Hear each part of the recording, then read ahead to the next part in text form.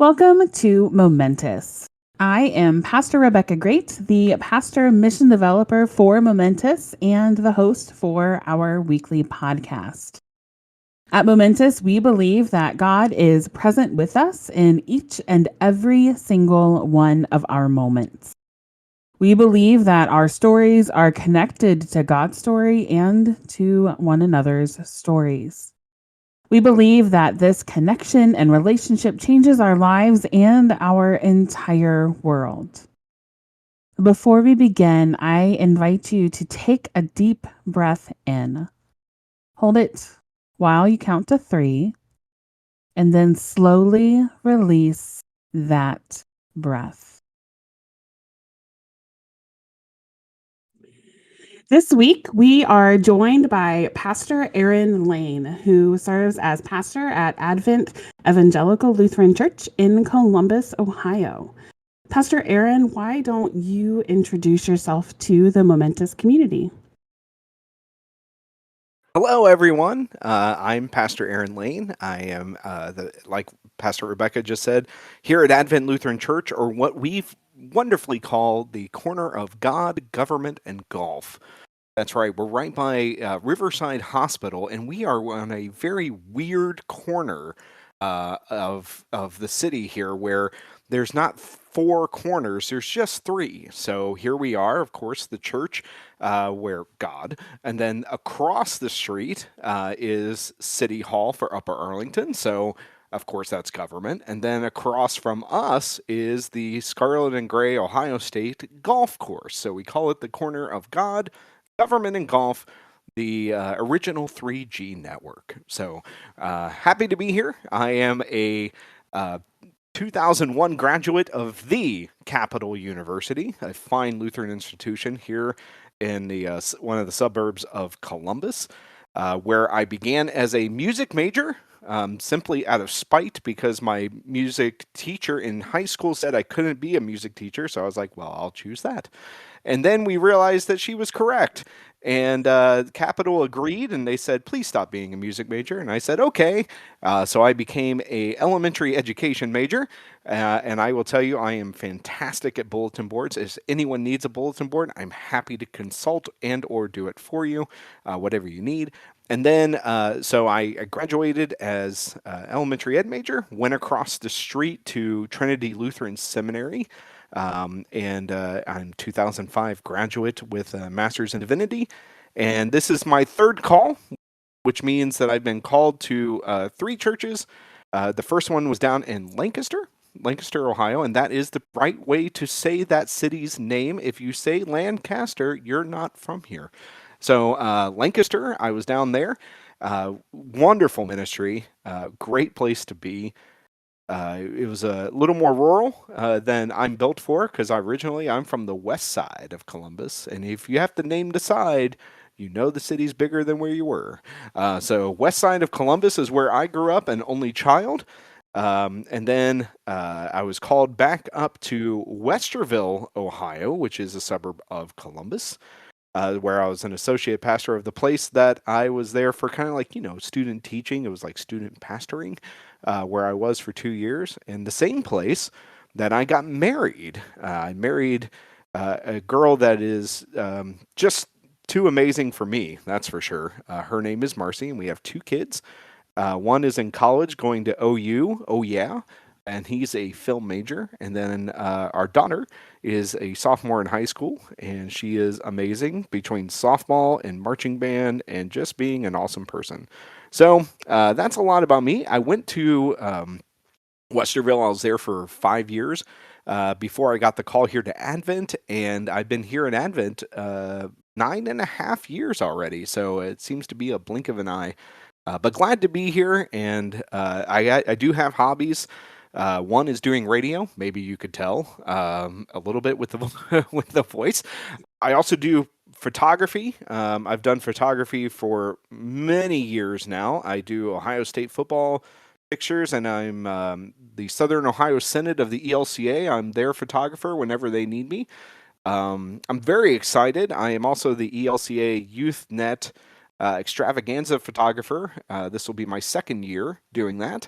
and I have just been added to the staff for the National Youth Gathering that we're having in New Orleans, Louisiana. So that's a little bit about me. I am an only child, and my dad also is still living, but my mom passed away. So yeah, so that's just a little bit about me. My wife is the youngest of five, and I am the only child. She grew up on a 600-acre farm. I grew up on the inner west side of Columbus. We are the definition of opposites attracting. She is a heavy introvert, and I am a heavy extrovert. So this should be a fun conversation with you, Pastor Rebecca. Yeah, as you were talking and sharing more about your story, I didn't realize that in a lot of ways our lives have paralleled. So for those of you who are just joining the podcast, Momentous is currently my third call, which is really, really neat. And my second call, the call I just left this past March, was also St. Paul in Westerville, where I served as associate pastor and was also the congregation where I got married. My undergrad degree is in psychology, specific to early childhood age groups and everything. So it's just wild how much our paths have a lot of different connecting points, which I think is really, really cool. No wonder we get along so well. We do. We do. In trouble if need be. Yes. Mostly trouble involved with making memes at various synod events of one another. So I will also be at the ELCA youth gathering in New Orleans, which means What? I can take pictures of Pastor Aaron Layne in New Orleans. Let's not go too far here, okay? I'll be glad to see you down there, that's for sure. I don't know who said let's go to New Orleans in July exactly, but that's what we're going to be doing. So, what capacity will you be down there? I also serve on Synod staff as the media ambassador and storyteller, and for the past two gathering cycles for the gatherings that happened, I served in leadership for one of the pre-events. In 2015, it was called Dale. It's now called The Table. And our Bishop Suzanne Darcy Dillahunt, will be heading down for the entirety of the gathering and the pre-events. And so she asked me to accompany her, particularly for the pre-events because I've been to them, and can help her make some really good connections with the participants and the current leaders of those events. So I'm excited to get to go and hang out. So, Pastor Aaron, it is good to have you with us for what is the final episode of this current season for Momentous. This season has been titled Burning Questions because we've spent the past several weeks answering questions that were submitted by our community as a response to the bigger question of what confuses you about God, Christianity, the Bible, or the church. And so we have answered all sorts of questions. But this particular episode is focusing in on the question, is God still present with us? Or has God just left us to fend for ourselves? Pastor Aaron, do you have any initial thoughts about that question? I was actually, I took a breath in because, I mean, what big questions and what important questions to ask. Is God still present with us? You know, I am a pastor, and the easiest way to say it is, yeah. Has God just left us to fend for ourselves? No, no. Are the two mutually exclusive? Well, that depends on how you frame the question. I think framing the question is the biggest part. It's very difficult to see the forest from the trees. It's sometimes, are you talking theological? Are you talking philosophical? Are you simply talking existential? These are all big words that make me sound really smart. So that's why I said them so that you would trust what I say. No, I'm just kidding. Don't worry about it. So yeah, is God present with us? I will tell you, as a pastor, even in the 18 years that I've been a pastor, I will tell you the answer is most certainly yes. Have I always felt that way? Most certainly no. Um, because it is difficult, kind of like with your last episode. And if you didn't get to listen to the last episode, make sure you do that, because it's a really great one. It really is. Because the question of, well, if I'm praying and I feel like I'm praying for a good thing, shouldn't God, grant that? For me, I went through this while I was still at St. Paul, where Pastor Rebecca last call was. We both shared that position at different times. But for me, my mom, I was the pastor of Advent when the senior pastor had left. So I was the associate pastor, but yet I was in charge of everything because they're still trying to find a senior pastor.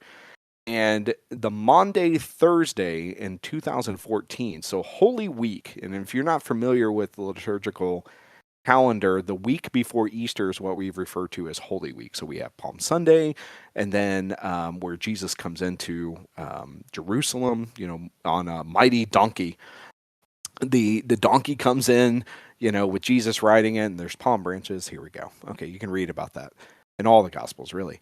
And then you go into Maundy Thursday. So we have that was Sunday, Monday, Tuesday, Wednesday, Thursday. This is the night in which he was betrayed by Judas Iscariot in the Garden of Gethsemane, and Jesus gives us the Last Supper. And literally at 11 a.m., I get this call from my dad on the west side, because mom and dad still lived on the west side in the house I had grown up in, and said, "Hey, mom's back in the hospital." Now, my mom had been in the hospital.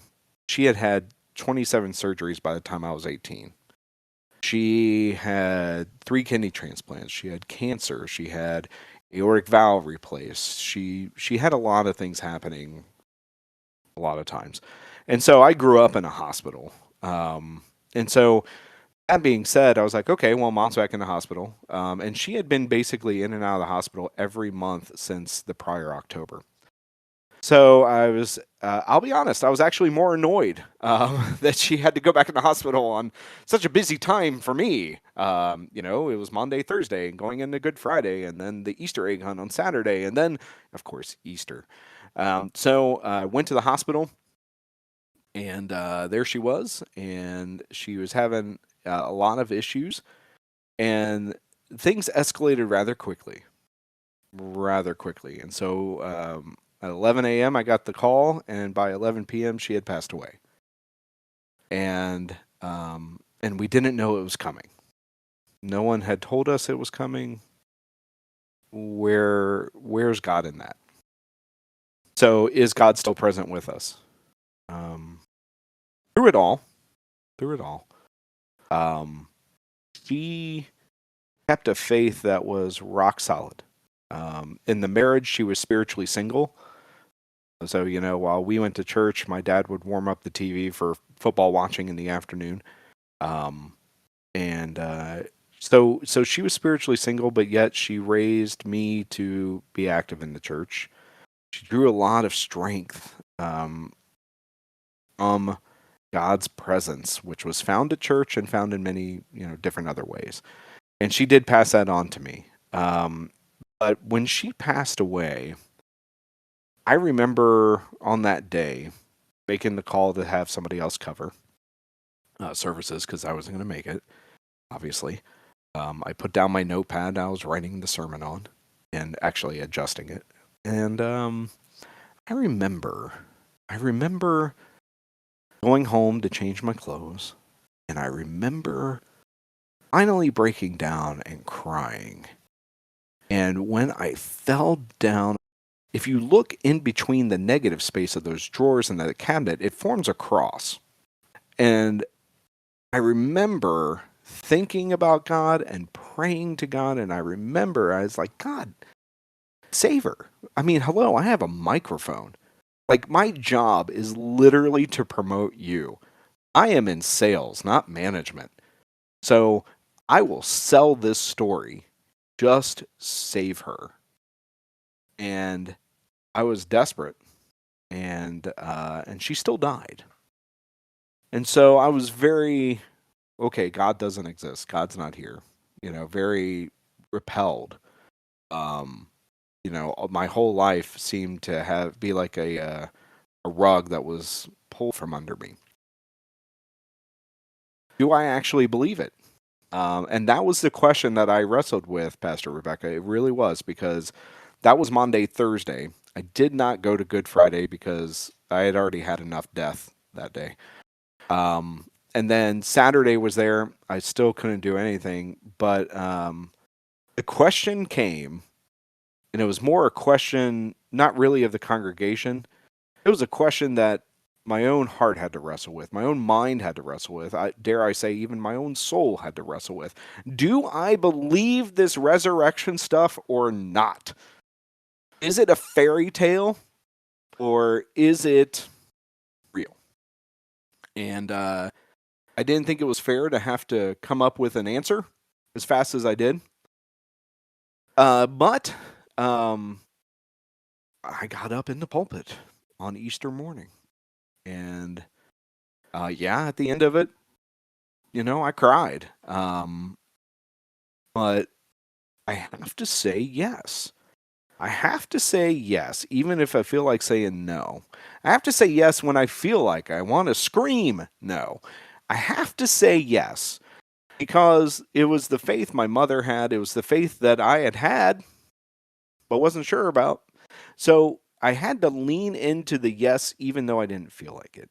And wouldn't you know, over the course of changing churches within a few months past that, within the course of just wrestling with God, period, could I still be a pastor and truly, wrestle with this? I wasn't sure, but I kept doing it. And I have to be honest, I do believe the Spirit of God was pushing me to keep doing it even when I didn't feel like it. Now, there are things I quit. I quit diets. I quit exercising. I quit cable and went to Netflix and am currently enjoying a free trial of YouTube TV. I will quit all these other things, but for some reason, this is something that just would not quit.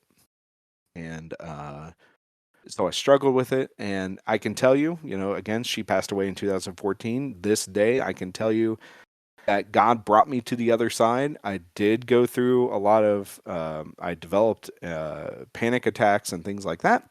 I went through traditional counseling for those kind of things, still do it. But I can genuinely tell you that I can see God showing up in so many different ways and in so many different places. God did that with me becoming a pastor, through what my mom had gone through. I have no problems walking in and seeing lines and people's guts and things like that. I don't have a problem with it because I lived through it. God has that wonderful way of taking something terrible and horrifying. Perfect example is the cross. Literally murder, nailing someone to a cross and making it our symbol of hope. And God did that to me and with me. Let me rephrase that. God did not do it to me. Let me be very clear. Believe it all that God was like, oh, it's Monday, Thursday. Let's see what else Aaron can handle. That is not it. That's just life, right? Frank Sinatra, that's life. See, I can sing. I don't know why they didn't want me as a music major. But so it really, that's not part of it. But God brought me through it. God walked with me through it. And God brought something good out of something bad. That's what God does. And I do believe that Spirit of God had a hold of me. Yeah, God had me in the palm of that divine hand and would not let me go, even though I was doing everything I could to get out of it. So, is God still present with us? Yes. Do I always feel like that? No. Do I know it for certain? Well, yeah, I'm still here. To quote Elton John, I'm still standing.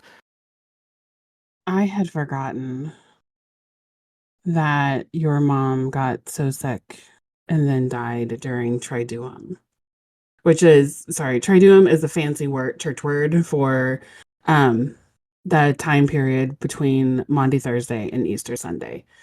The great 3 days. I had forgotten about that. And I also wonder if, as you were living that as her son, who is also trying to juggle the care and tending of a congregation, if another way that God showed up that you may not have noticed as you were just trying to survive yourself, this huge grief, is how whichever colleague you called to fill in and how the congregation cared for you in the midst of an absolutely bonkers and hectic and holy time in the church year. And how maybe you wanted to be cared for, maybe you didn't. You may like right, because whenever I get overwhelmed with particularly with grief, like I want to go in a hole and I don't want anyone to come and find me. Not everyone's like that, and they know that. Um, but how God may have been present through other people who, even when you were now dealing with this, with needing to address this faith question of do I actually believe this to be true? Because Easter Sunday is coming. Right. And what do I do? How do I proclaim the resurrection when my own grief is so raw? Um, Spot on. And it, to your point is, my big thing as a pastor is I want to be very authentic. Like who you meet in church should be the exact person you encounter at the grocery store. So for me, that was a really big question is how do I be authentic in this moment as well? That makes sense? yeah. Well, and that I absolutely agree with you. God did not cause this, cause any of your mom's illnesses, cause her death, God did not inflict any of this. This is the frailty of the human body. But I wonder how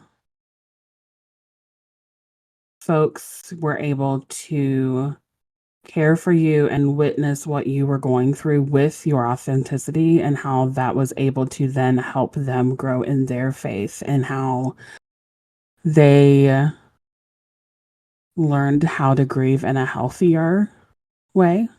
Mhm. Maybe you grieved healthily, maybe you didn't. We give thanks for counseling afterwards because no one does it well. And as pastors, we never know what seeds are sown in people's minds and their hearts through what the Spirit is doing through us. Like we never get to know all of those things.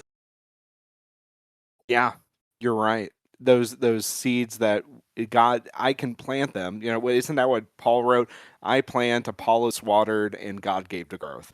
And that's part of it. And that's the humbling part of being a pastor, I think, is, you know, you can't take credit for any of it because it's really not us. It's really planting and watering whatever our role may be, and then let God do what God's going to do.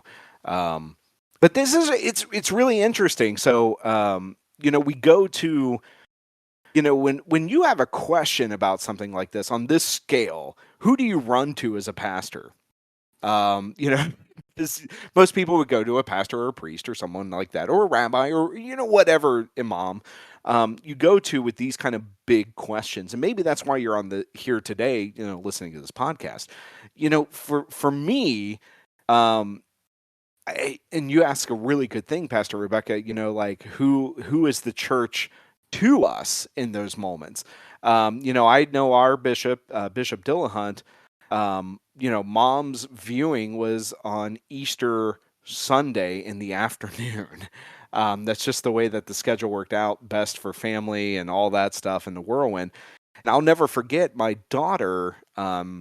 Was so young. She was, oh golly, she was 6 years old.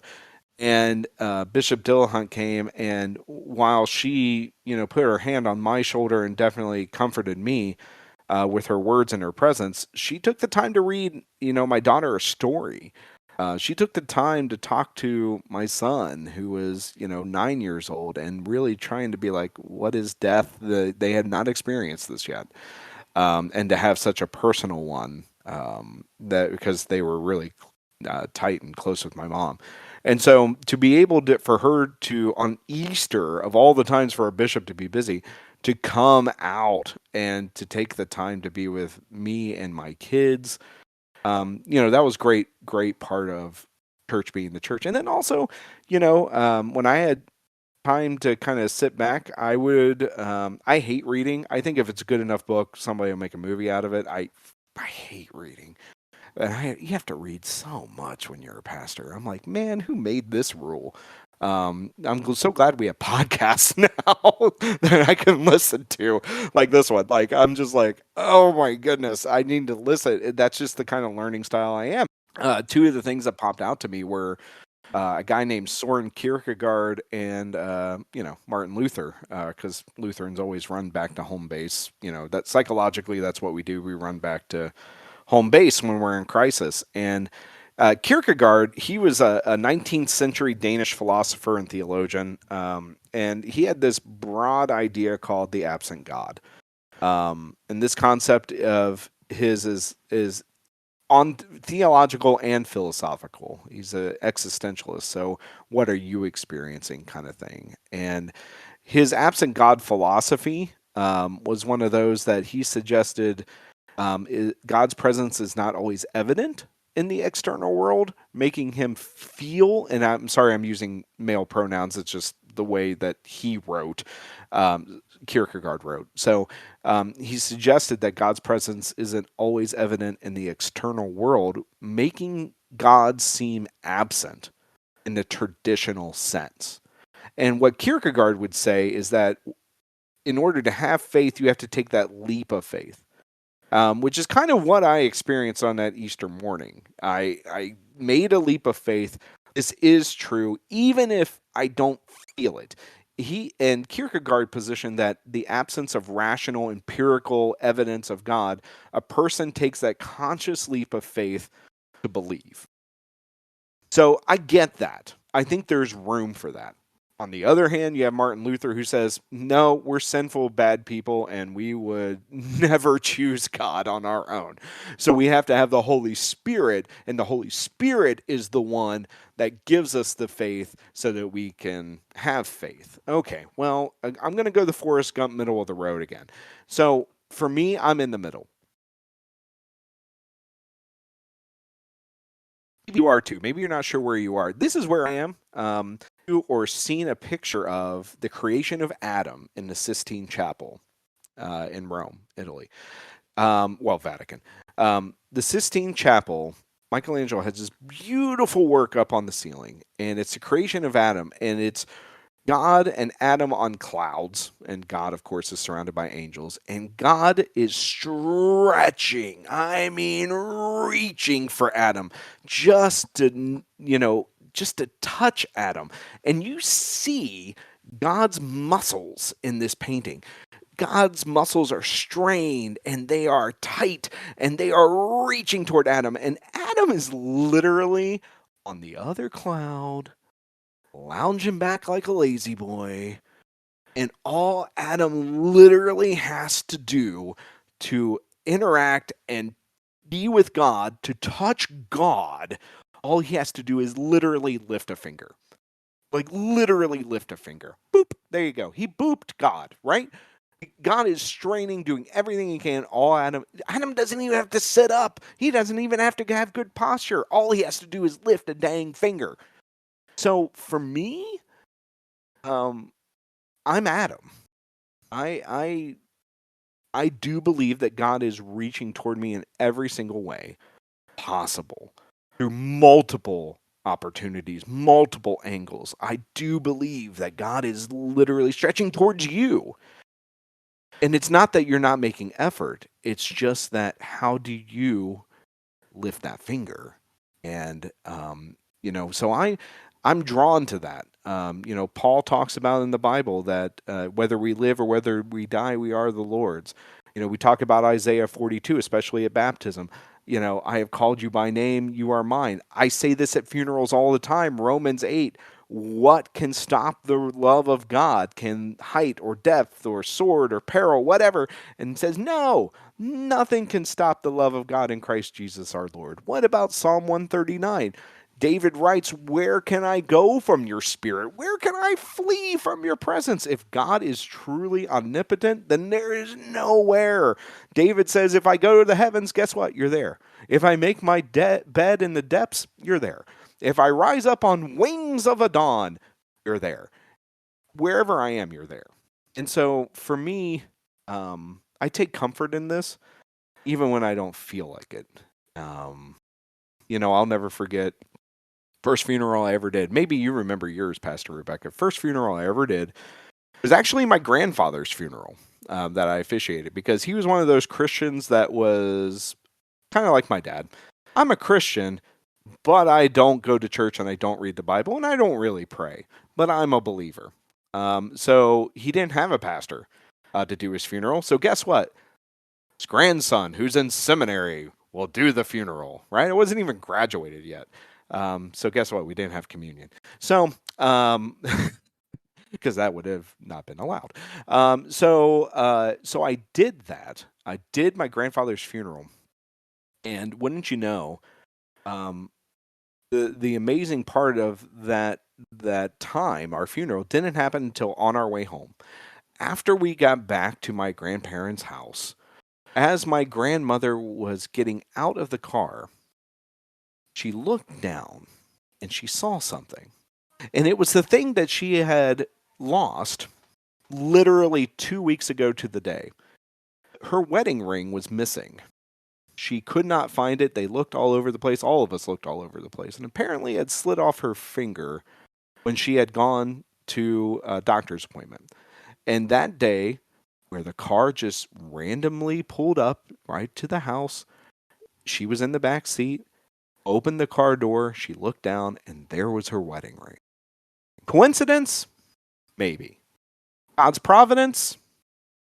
God's providence can work through coincidence. So for me, that was, and for her, more importantly, that was God doing something to show presence. And so, does God show up in our experience? Absolutely. Does God show up in spite of our experience? Absolutely. So the question is, God still present with us? Has God left us to fend for ourselves? Uh, you know, I, I believe that God's with us, even if we don't experience it or feel it.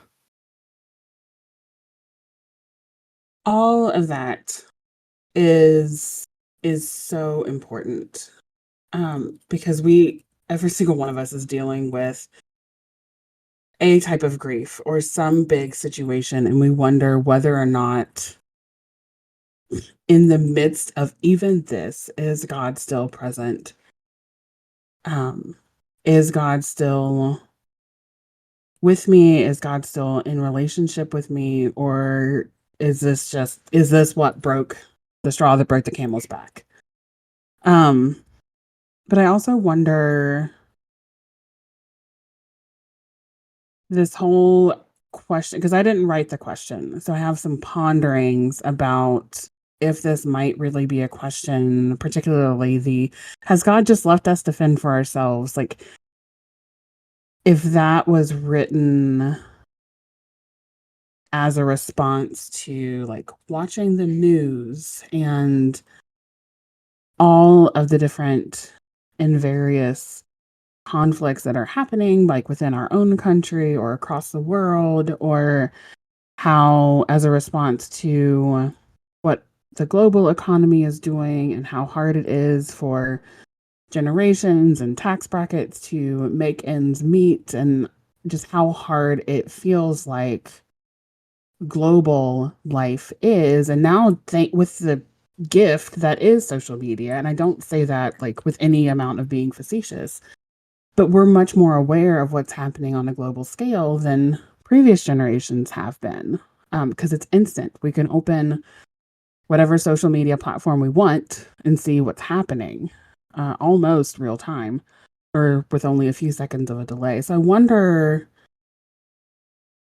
how all of this ties into Hmm. a sense of God being present with a global community.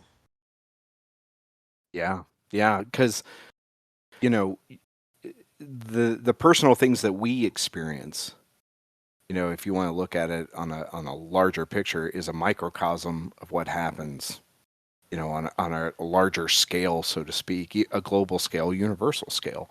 You know, um, I think what's great about this question is that it opens up the opportunity. Um, I don't mean to laugh, but to say the things that the verse that I have noticed of all the Bible verses, that every confirmation student, every middle school student who wants to affirm their baptism, every middle school student wants the same verse as their confirmation verse because it's the easiest one to memorize. And it's John 11:35, Jesus wept. That context is Lazarus. Of course, Lazarus dying. BFF of Jesus. BFF. Totally like, we will be friends forever. Jesus heard about Lazarus being sick and he did nothing. On purpose, did nothing. And that makes us scratch our heads. Like, but God is loving, God is kind, God has authority to make it better. All these kind of things. And that was a really difficult and dark time for Mary and Martha. But Jesus, comes up to them and says, did you believe? Do you believe that you will see God? And Martha and Mary are like, well, yeah, you're the Christ, the Son of the living God. I'm looking at you right now. And, before Jesus did anything, in the midst of the chaos, in the midst of the suffering, Jesus wept. And so we have a God who just doesn't, I guess that's the difference between God and a magic genie. If we just rub the genie the right way, we're going to get our wish. No, that's not how God works. In the midst of war and chaos, God, it may feel like God has abandoned humanity and left us to ourselves. But in the Christian narrative, particularly the story of Jesus, God speaks to God's willingness to enter into human suffering rather than remain distant and poofing and booping people. No, no, no, no, no. God is in it with us, and that's kind of where I am. Does that make sense? It does. Um, there was, oh my gosh, this is years and years and years ago. Either I was in seminary or in first call. Um, and I remembered watching, and so I was in the beginning stages of learning how to articulate Mm. my theology of what baptism is. You come to seminary with some base understanding based off of what you learned in the church growing up, and then seminary kind of scrambles it around and you come out a little different on the other side. But I remembered seeing something from not another ELCA seminary, but another seminary, maybe Union in New York City, Mm. maybe. And I think it was for something justice related, like hunger related, maybe. And they said something along the lines of like, when one of us is hungry, we are all hungry. Drawing on the baptismal language of when one member of the body of Christ hurts, we all hurt. Um, we've all had toothaches or stubbed our toe, and boy howdy, like that is the pain that we are focusing on right now, and nothing else can get processed in our brains until that pain is taken care of. And Truth. hearing that and thinking through the global community of when one of us is hungry, we're all hungry. When one of us can't make ends meet, none of us can make ends meet. When one of us is in the direct line of fire, we are all in the direct line of fire because we are all part of humanity. We are all part of the body of Christ together. And I know that that's me speaking from a Christian lens, and I know not everyone in the world is a Christian. And so the specifics to Christianity break down. I understand that.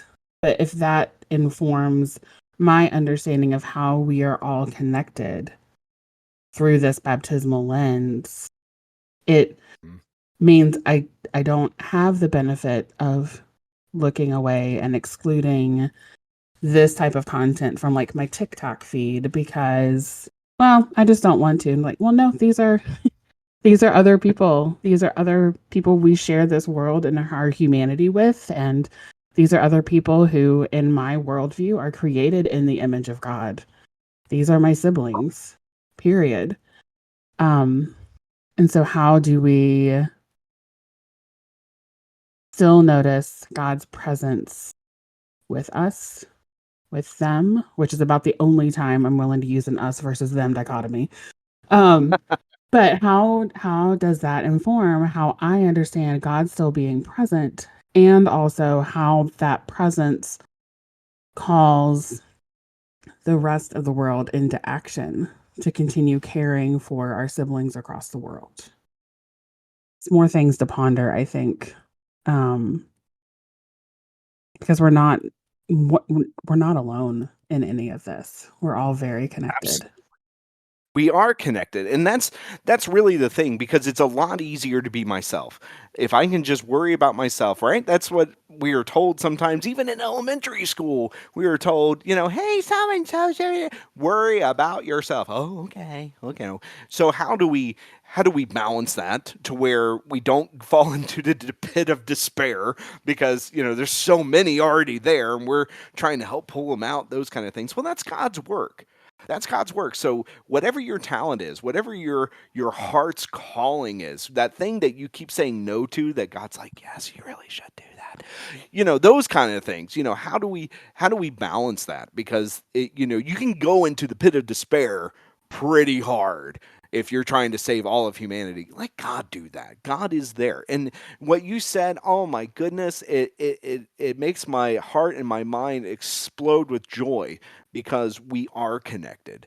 I think it was Martin Luther King in his letter to, from a Birmingham, Alabama jail, all that stuff, 1963. He wrote, "Injustice anywhere is a threat to justice everywhere." And that's the inescapable network of mutuality that we're tied to. That's what we're supposed to be a part of. Am I my brother's keeper? I think I read that somewhere. I think it's in the Old Testament, maybe in Genesis. Cain had that question. To a certain extent, we're all responsible for everybody. And then to a certain extent, of course, we have free will. You know, Pastor Rebecca, you bring up a thing that I totally forgot about. I remember being in seminary, my systematic theology professor, Dr. Michael Root, who is now a Catholic. He was Lutheran and then he switched.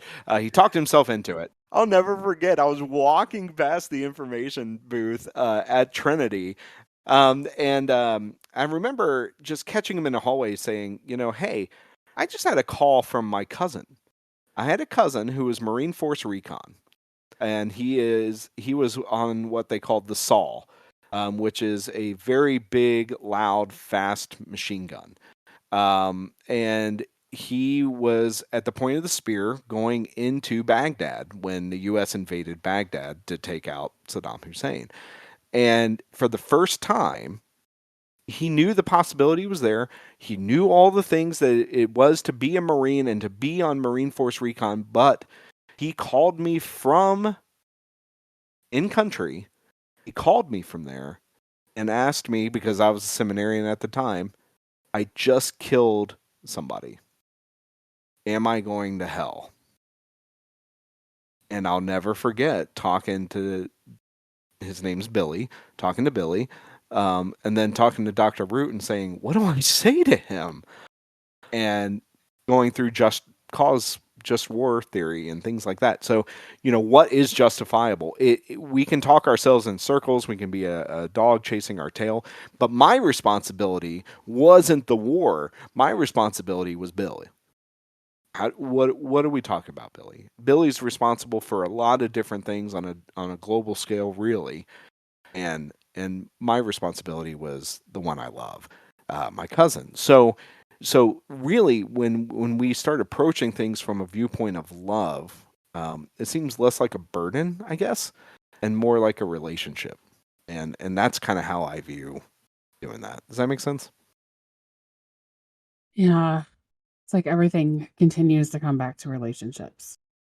Everything, I think, comes down to relationship. A relationship with God, a relationship with one another, a relationship with the world. And how it is really hard to be present and healthy and honorable in all of our relationships all of the time. But that's what we're called to. We're going to mess it up. We do mess it up. And love still not only calls us to say something, to be present, to do something maybe, but it also calls us, part of that saying and doing and acting is also forgiving and reconciling. You know, the greatest thing you could possibly do may not be to cure cancer. It could be to forgive someone. And to someone, that could be God showing up.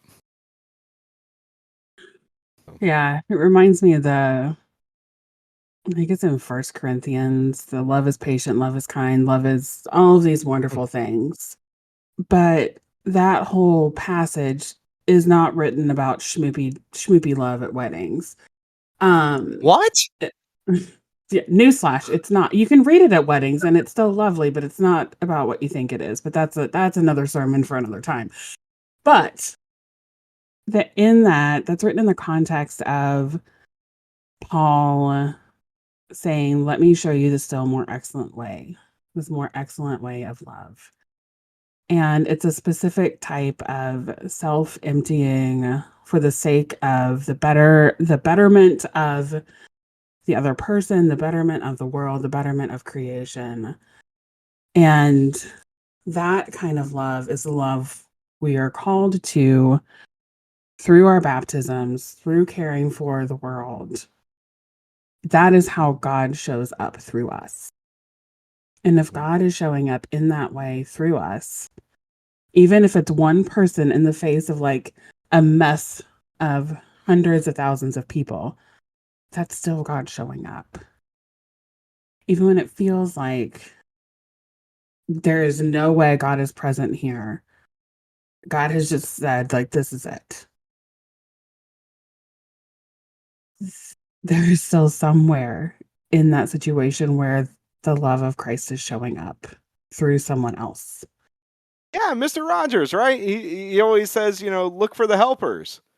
In bad situations, look for the helpers. And he's not wrong, right? Look for the helpers. Look for the ones who are showing love. Look for the ones who are showing up. Look for the ones who aren't just, texting, thoughts and prayers, but who are, and that's great. I'm glad, I'm not knocking it to the point where it doesn't matter if you are actually praying for them. Sometimes we say thoughts and prayers, and then that's literally the extent of it.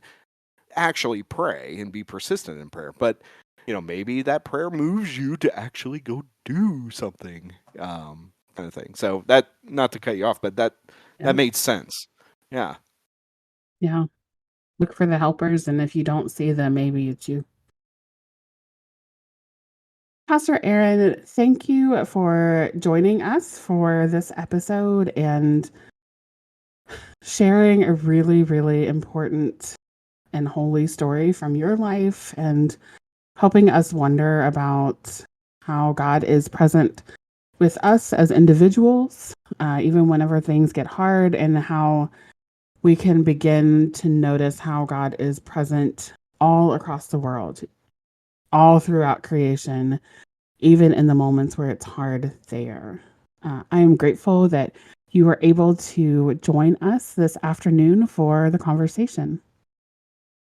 I really appreciate the opportunity to be with you, and blessings upon this ministry. Thank you, the listener, for everyone who is listening all the way to this point where I can say thank you. Thank you so much for being who you are and for being open to asking these questions and exploring them in your own heart and mind, and for inviting us on this podcast to be a part of your journey.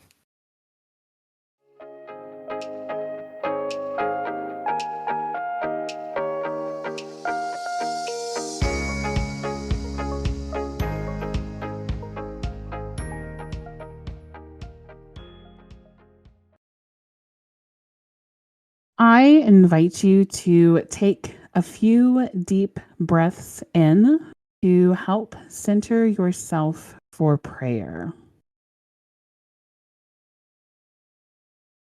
Prayer for when it feels like God is absent. Omnipresent God. The world is a dumpster fire. Or at least it really feels like one and looks like one on the news. Where in the world are you?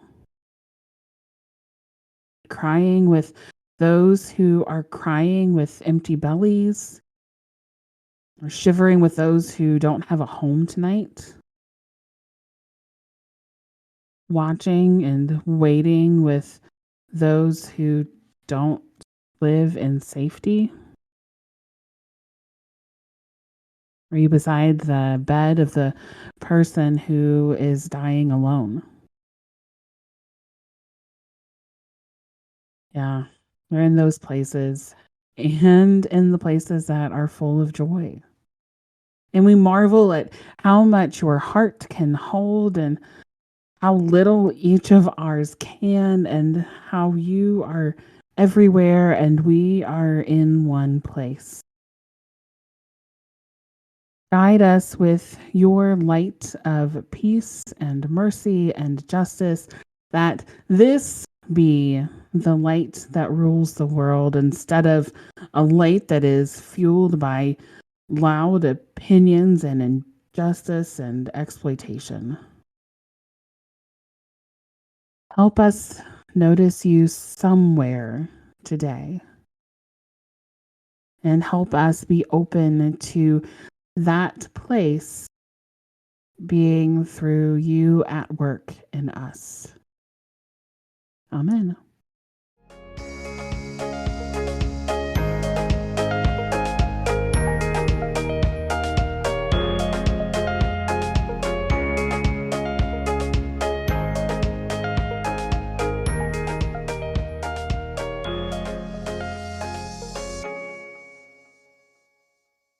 Thank you for joining us for our weekly moment to us.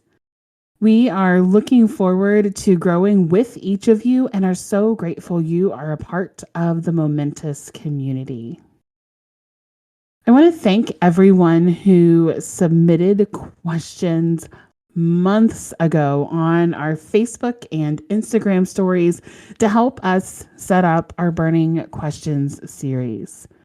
I have loved having and sharing these conversations with you, and I hope that these podcasts have been full of moments where you noticed God at work, either in realizing you're not alone in what you thought, or you expanded something you had previously understood, or you just completely disagreed.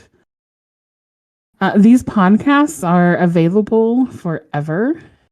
So you can go back to re-listen to them or share them with people you know who are wondering about the same questions.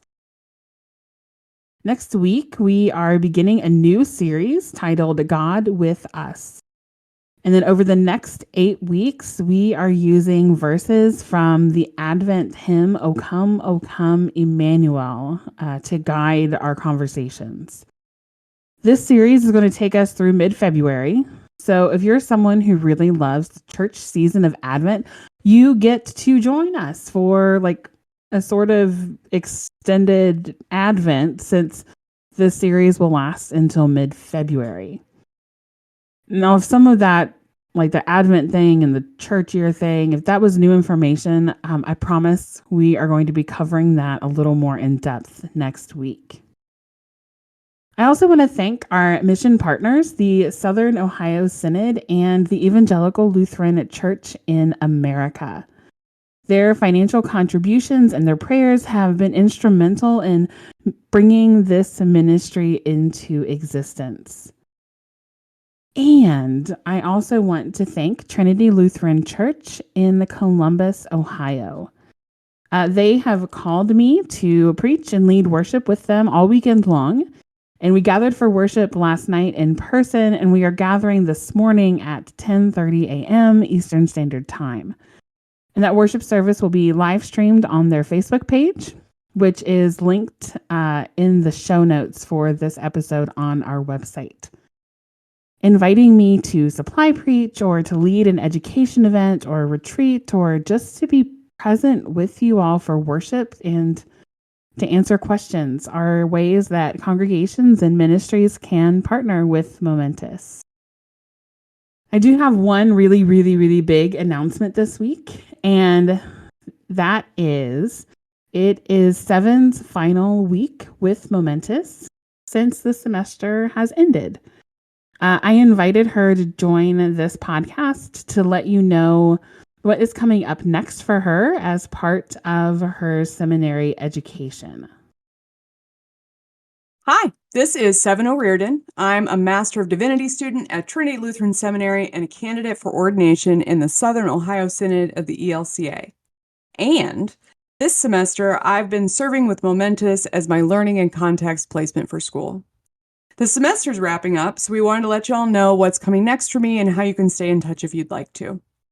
Next semester is my last on Trinity campus full-time, and I'll also be working part-time as a hospital chaplain and a youth director. After that, I'll do a year residency at a hospital to continue training in chaplaincy. After that, I'll go on internship, and after that, I'll graduate and eventually be ordained. But in the meantime, I'll be working on my own podcast and digital ministry for people in recovery who are interested in learning about or re-engaging Christian spirituality. Pastor Rebecca will be sure to let you know when it launches. Thanks to everyone who has listened and encouraged me along the way in my time in Momentous. I'll continue to hold you all in prayer and would gladly accept the same.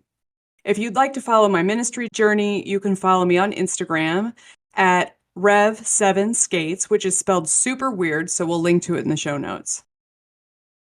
Advent blessings. Christ is near.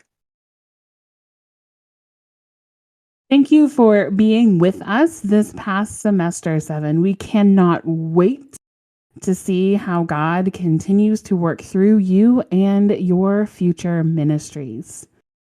If you would like to support the ministry of Momentous, attending our in-person events and inviting others to join you is one way you can do that. Engaging with us online is another. And if you are able to give financially, you can visit our website and find out more information about how to donate electronically or by mailing checks to our Synod's P.O. Box. Each one-time or recurring gift combines together to ensure the Momentous community continues to grow. Until our next podcast, remember to breathe deeply and that God is present with you every single moment.